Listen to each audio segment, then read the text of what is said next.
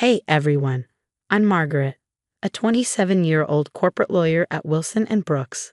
But my journey here wasn't easy. I began feeling a mix of pride and nostalgia. Margaret, these flower arrangements are gorgeous, Sarah exclaimed, scrolling through options on her iPad. My best friend and my wedding planner had truly been a lifesaver. Mom would have loved these white roses. They were her favorite. I murmured, feeling that familiar ache in my chest. She used to grow them in our backyard. Tell me more about her, Henry said, squeezing my hand. My fiancé always knew when I needed comfort. Linda Mitchell was the kindest soul you'd ever meet. I was 15 when cancer took her, but those memories, I smiled faintly.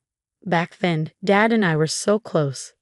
He'd swing me around the kitchen while Mom cooked Sunday dinners, calling me his little attorney because I always argued about bedtime. My smile faded. 3 months. It only took him 3 months to bring Patricia home, I added bitterly. And everything changed. She's really outdone herself this time, Uncle Thomas said, stepping into the room. Your father just called. Patricia's insisting on hosting the engagement party at their house instead of the venue you booked. Classic Pat. Sarah rolled her eyes. Remember when she accidentally spilled wine on your law school graduation dress, she asked, or when she convinced your dad you were too busy to join their Christmas vacation, then posted all those perfect family photos without you. I nodded, the memories sour. And Dad always defends her. He's so blind to her games. Uncle Thomas put a comforting hand on my shoulder. I saw through her the moment your father brought her home. The way she moved your mother's photos to the attic and replaced them with her own. I swallowed hard. But look at me now, partner at 27 and marrying the most amazing pediatrician. I grinned at Henry. Speaking of which, should I tell them how you proposed? Oh God, please don't, I laughed, recalling that chaotic night.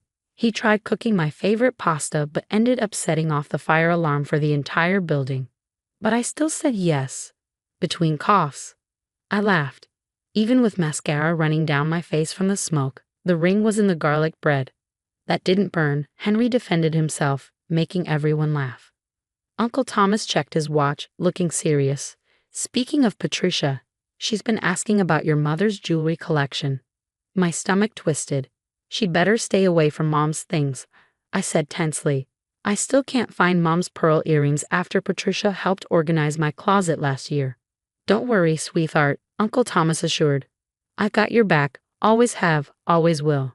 At least the wedding planning's going smoothly, aside from Pat trying to change everything Sarah and I decide on. I sighed. Sarah smirked. Just wait until she finds out you're planning to wear your mom's wedding dress. I wish you were here, Mom, I whispered, gently tracing the lace on her wedding gown. You know exactly how to handle all this. Sunlight streamed through the window, illuminating the ivory silk. Mom had incredible taste.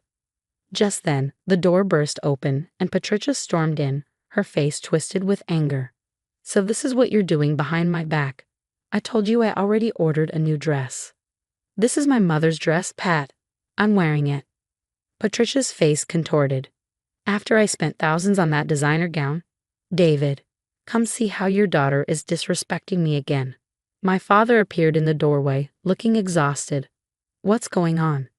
She's deliberately excluding me from the wedding preparations, Patricia cried. I'm her stepmother. Pat, please, calm down, Sarah interjected, but Patricia was seething. Calm down. When she parades around in this old rag just to spite me, Patricia shrieked, lunging forward and grabbing the dress. Let go, I shouted, but it was too late. The horrible sound of tearing fabric filled the room as Patricia yanked, ripping a massive hole through the bodice. Oh my God, Sarah gasped. Henry rushed in, alarmed by the commotion. What happened? I stood there, trembling, holding the ruined remains of my mother's wedding dress. How could you? I whispered, my voice breaking. You brought this on yourself, Dad said, his words hitting me like a slap. If you had just included Patricia. Included her? I was shaking. She just destroyed Mom's dress, and you're defending her. You've been pushing her away since day one, always throwing your mother's memory in her face. Henry stepped forward, his voice firm. David, this is too far. Your wife just destroyed a family heirloom. Patricia sneered. Like those tacky old jewels she's so precious about. My blood ran cold. What did you do with Mom's jewelry? I have no idea what you're talking about, she said, but her smirk said otherwise. Empty your closet, Pat.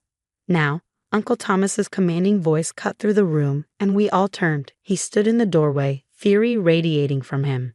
You have no right. I have every right, Uncle Thomas said. That jewelry collection belongs to Margaret. It was in Linda's will, Uncle Thomas reminded them, his tone icy. This is my house, Dad argued, his face darkening, and those are my mother's things. He glared at me as if I was the intruder. What else has she taken? I demanded, my voice shaking.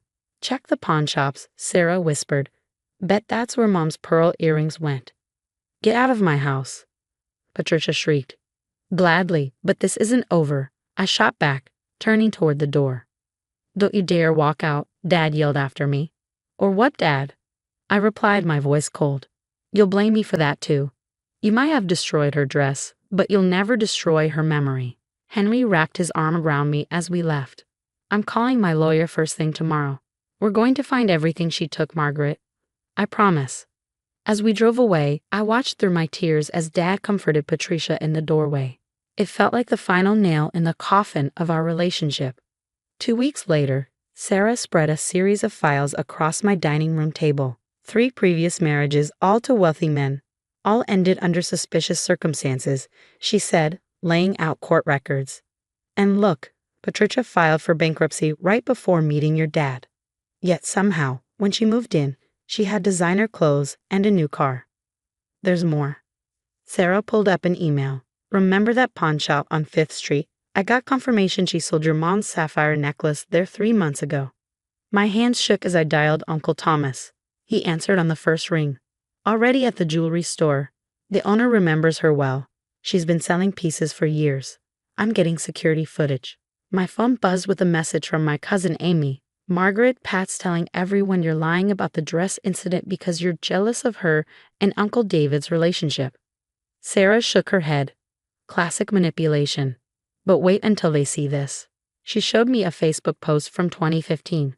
There was Patricia sitting with Dad at a cafe. The date stamp was 2 weeks before Mom's death. They were having an affair while Mom was dying. My voice cracked. Look at her hand on his. Sarah's tone grew serious. It gets worse. Your dad's company records just came through. Patricia's been named primary beneficiary of everything. House, business, life insurance. The changes were made last month. Just then, my phone rang, Patricia's number. Put it on speaker, Sarah whispered, hitting record on her phone. You think you're so clever, digging around. Patricia's voice was venomous. Back off, or I'll make sure you lose everything. Like you made Mom lose everything. I shot back. Oh, your precious mother was weak, she sneered. I saw what I wanted and took it. David was so easy to manipulate while she was wasting away in that hospital. I clenched my fists.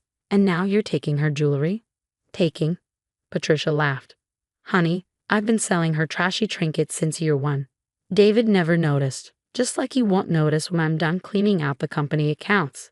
You won't get away with this. Watch me. I just convinced your father to remove you from his will completely. Apparently, you're too unstable to inherit anything. Good luck proving otherwise. Those were your mother's things, and now they're mine, just like everything else. After she hung up, Sarah stopped the recording, a triumphant look on her face. Just then, a text came in from Dad. Your behavior is destroying this family. Until you apologize to Patricia, don't bother coming home. Ugly want a war, I said, pulling out Mom's old diary, which I found hidden in the attic last week. Let's give them one. What's that? Sarah asked, her eyes narrowing. Mom's record of everything. Dated entries of her catching Dad and Patricia together. Emails from her old computer. She knew Sarah. She knew they were having an affair. Sarah nodded, resolute. No more playing nice. They want to erase your mom. Let's see how they handle the truth coming out. Just then, Uncle Thomas called again. Margaret, I got proof Patricia's been forging your father's signature on company checks. You won't believe who she's been paying. A week later, breaking news blared from my office TV.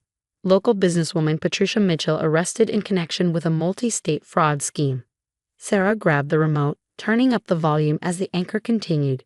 The FBI investigation reveals a pattern of insurance fraud spanning 3 states, with estimated damages in the millions. My phone rang. It was Uncle Thomas. Margaret, you need to hear this. Your father just caught Patricia with Jack Thompson, his own business partner. Not only that, but they've been embezzling together. David walked in on them transferring company funds offshore. Before I could react, my office door burst open. Dad stood there, looking shattered. Margaret, I need your help. The company, Patricia, she. Let me guess. I interrupted. She cleaned out the accounts. Dad's face crumbled. How did you? The same way she did with her last 3 husbands. Remember Robert Kane? He's been building a case against her for years. He reached out to me last month. He took a shaky breath. The company's bankrupt, the loans she took out. I'm losing everything, Margaret. I was wrong about everything. Your mother's dress, her jewelry, her memory. Henry stepped in, his voice calm but firm. Mr. Mitchell, I think it's time for you to leave. Just then, my phone buzzed. A text from Sarah. Pat just tried boarding a flight to Cancun. FBI grabbed her at the gate. I looked back at Dad. You know what's funny? All these years, you chose her over me, and she was playing you the entire time. I can fix this, he whispered. No, you can't. Uncle Thomas helped me protect Mom's inheritance, the only assets Pat couldn't touch. The company's gone, Dad, just like our relationship. 3 months later, I stood in front of the mirror in my wedding dress. Not my mom's, but still perfect. Uncle Thomas appeared in the doorway, ready to walk me down the aisle. Sarah adjusted my veil, smiling. Pat's sentencing is tomorrow. 20 years minimum. And Dad? He was living with his sister, asking if he could still be a part of the wedding. But some bridges can't be rebuilt. The ceremony was beautiful, filled with people who truly loved us. No Patricia. No Dad. No toxic drama. Later that night, during the reception, Uncle Thomas raised his glass. To Margaret and Henry, and to Linda, who's watching over her daughter today. My phone lit up with a message from Dad. I know I don't deserve forgiveness, but I'm so sorry, Margaret. For everything. Henry pulled me close, looking around at my real family, Uncle Thomas, Sarah, Henry, and our friends. I smiled, feeling ready for this new life. Some people might call it karma. I call it justice. Either way, I won. What would you do if someone close to you tried to erase the memory of a loved one you'd lost? Would you hope they change, or would you protect yourself, even if it meant losing them? Let me know your thoughts below.